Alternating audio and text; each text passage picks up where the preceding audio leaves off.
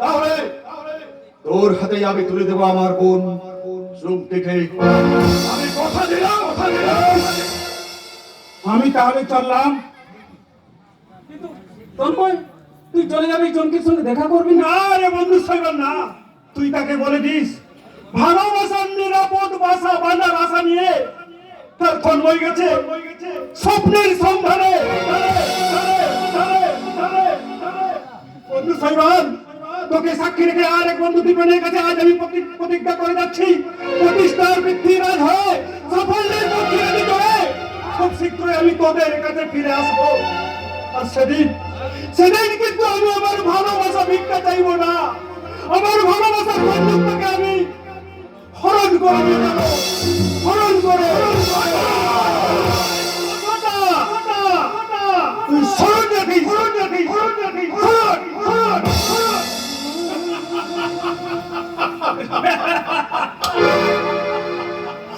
হরণ করে নিয়ে যাবে।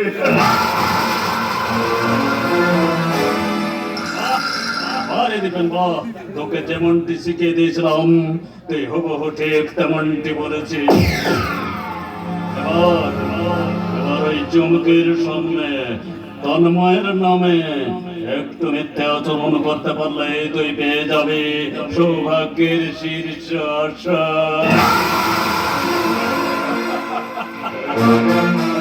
ওই শিশু হাসানে আমি আমার চরিত্রটাকে বদল করে দিয়েছি।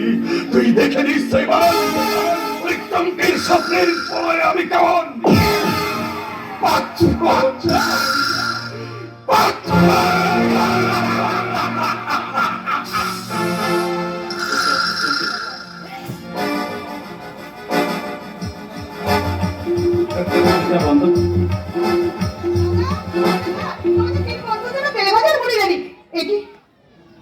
চলে গেছে।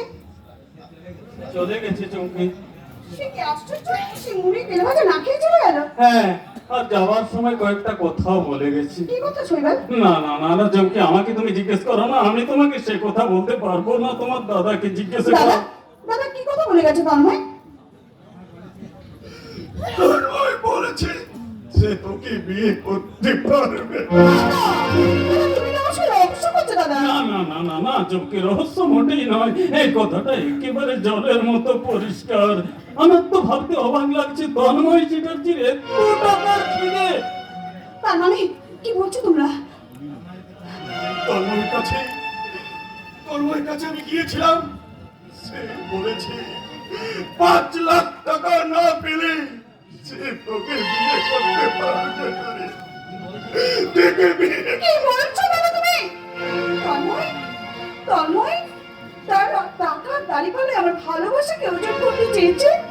আমি এক্ষুনি যাবো দাদা, আমি এক্ষুনি তার কাছে যাবো দাদা। আমি তার মুখোমুখি গিয়ে দাঁড়িয়ে জিজ্ঞেস করবো, এত যদি তোমার টাকা লোক, তাহলে কেন তুমি আমাকে ভালোবাসতে গেছিলে, কেন ভালোবাসতে স্বপ্ন দেখেছিলে? আমি এক্ষুনি তার কাছে যাবো দাদা, আমি এক্ষুনি যাচ্ছি। কেন যাচ্ছিস দয়া ভিক্ষা চাইতে?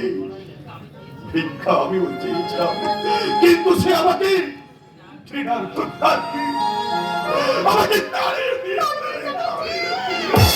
তুমি বিশ্বাসঘাতক। তোমার দাদা মহাপাতকের মতো তার হাতে পায়ে ধরেছে চমকি। তন্ময় চ্যাটার্জি শয়তান। ভালোবাসাকে অস্বীকার করেছে রে। তন্ময় চ্যাটার্জি তুমি বিশ্বাসঘাতক।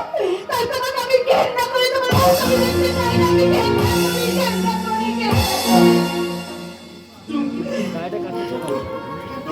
কিন্তু আমি এখন কি করি? ভেঙে পড়িস না দিদি, তুই ভেঙে পড়িস না। ঠিক বলেছিস এবার, ঠিক বলেছিস এবার। যেখান থেকে জমা করে ওই 5 লাখ টাকা জোগাড় করে এনে আমি তার সঙ্গে তোর বিয়ে দেবো রে। না না না না, আমার ভালোবাসাকে যে খুন করেছে, আমার বিশ্বাসকে যে আঘাত করেছে, সেই সত্যিই তন্ময় চ্যাটার্জিকে আমি বিয়ে করতে পারবো না দাদা। আমি তাকে বিয়ে করবো না দাদা, আমি তাকে বিয়ে করতে পারবো না।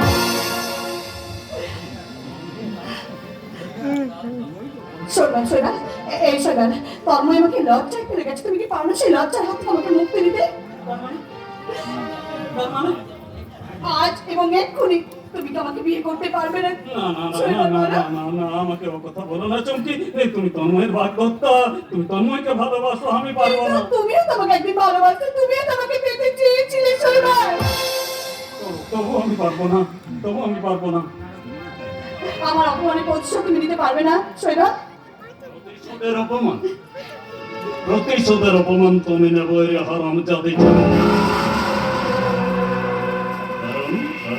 কারণ আমাকে তুমি একদিন অপেক্ষা করেছিলে, তাই তোমার বিরুদ্ধে নেব আমি চরম প্রতিশোধ। বন্ধু শৈবাল, তোর এই বন্ধুকে তুই কি অগ্নিদায় থেকে উদ্ধার করতে পারবি না? না না মানে আমার এই হতভাগিনী বোনটাকে বিয়ে করতে পারবি না? কি হলো? কি হলো? তুমি চুপ করে আছো কেন? উত্তর দাও, কি হলো বলো? বেশ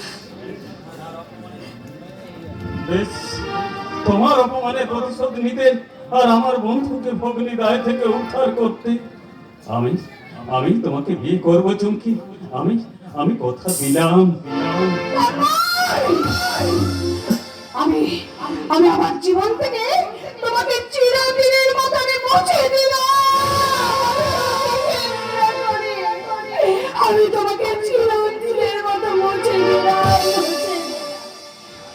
আর আমি আমার একমাত্র বোন চুমকিকে আমার বন্ধু শৈবালের হাতে তুলে দিলাম। বিভোর বেদনা মনে হয় এমন হাসি আছে, বেদনা মনে হয় জলে ভরে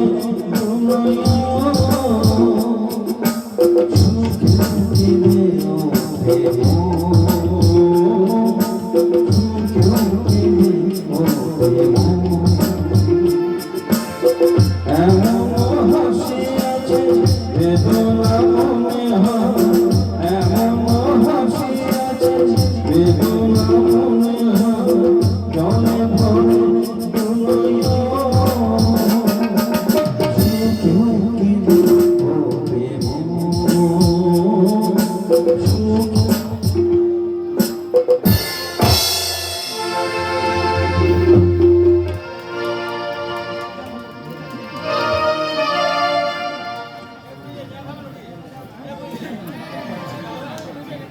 না না প্রভাত বাবু, আপনি যতই আমার বন্ধু হন, অর্পণের এই 3 লক্ষ টাকা আমি ভারতী দেবীর হাতেই তুলে দিতে চাই।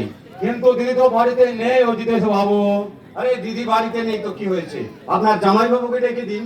অর্পণের এই টাকা না হয় আমি, তাহলে আপনার ভাই দিদি এ বাড়িতে হবে না।